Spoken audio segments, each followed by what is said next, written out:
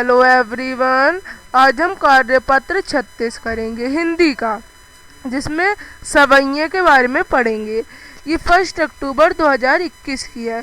तो प्यारे बच्चों, पिछले कार्यपत्र में हमने कृष्ण भक्त रसखान, जिनका असली नाम सैयद इब्राहिम है, उनके बारे में डिस्कशन किया।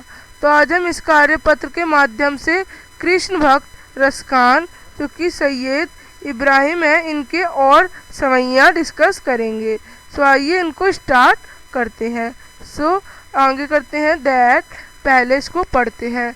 मोर पखा सिर ऊपर रखाऊं, गूंज की माल गरे पर हेगाऊं, ओडी पितम्बर ले लकूटी, बन गोधन ग्वारिन संग फिरौंगी, भाव तो वो ही मेरे रसखानों सो, तेरे कहे सब सवांग करोंगी, या मुरली मुरीधर का अधरान धरी अधरा ना धरेंगी, काननी दे अंगूरी रही वो, जबी मुरली धुनी मंद बजे हूँ, मोहन तानन सो रस खानी, अठा चढ़ी गोदन गहे तो गहाए, ठहरी कहूँ सिगरे ब्रजी लोगनी, काल्ही कहूँ कितनो समुझे है, माई रिवा मुख की मुस्कानी, समरही ना जहे ना जहे ना जहे।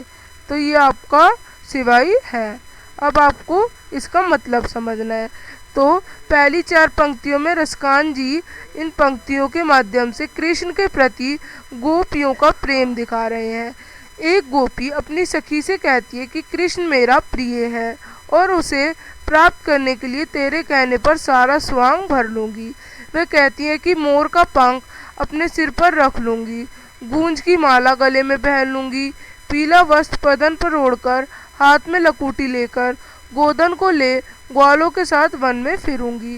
जैसे सखी की इच्छा वह सब करेगी, परंतु कृष्ण की मुरली को, जिसको उन्होंने अपने होठों से लगाया था, उसको अपने होठों पर नहीं रख सकती।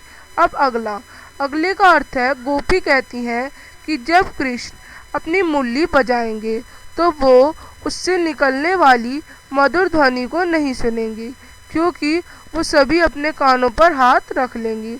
उनका मानना है कि भले ही कृष्ण किसी महल पर चढ़कर अपनी मुरली की मधुर तान क्यों ना बजाए और गीत ही क्यों ना गाए, जब तक वो उसे नहीं सुनेंगी तब तक उन पर मधुर तानों का कोई असर नहीं होने वाला।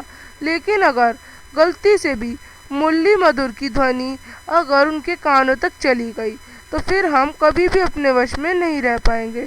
फिर चाहे हम कोई कितना भी समझाए, हम कुछ भी समझ नहीं पाएंगे। गोपियों के अनुसार कृष्ण की मुस्कान इतनी प्यारी लगती है कि उसे देखकर कोई भी उनके वश में आए बिना नहीं रह सकता।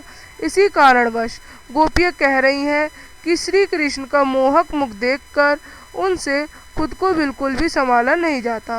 वो सारी लाज शर्म छोड़कर श्री कृष्ण की ओर खिंची चली जाती हैं।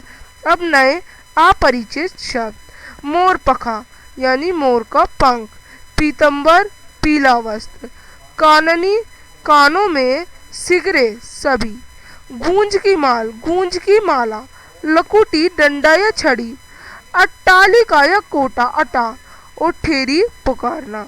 तो ये सब आपके शब्द हैं। अब क्वेश्चंस हैं। या मुरली मुरलीधर की अदरान धरी, अदराना धरोंगी में कौन सा अलंकार है? तो यहाँ पे हमारा अलंकार है यमक। निम्न में से वन शब्द का कौन सा पर्यायवाची शब्द नहीं है? तो बिहग। गोपियाँ कृष्ण की कौन सी चीज नहीं धारण करना चाहती? क्या? उनकी बांसुरी। गोपियाँ कृष्ण की कौन सी चीज पर निछावर हुए बिना नहीं रह पाती और क्यों? गोपियाँ कृष्ण की मुस्कान पर न्योछावर हुए बिना नहीं रह पाती, क्योंकि वे कहती हैं कि कृष्ण की मुस्कान इतनी प्यारी लगती है कि उन्हें देखकर कोई भी उनके वश में आए बिना नहीं रह सकता। अगला क्वेश्चन है, अदरान धरी अदरान धरोगी पंक्ति से क्या तात्पर्य है? इस पंक्ति में गोपी दूसरी सखी से कृष्ण के भांति वेशभूषा धारण करने के लिए कहती है।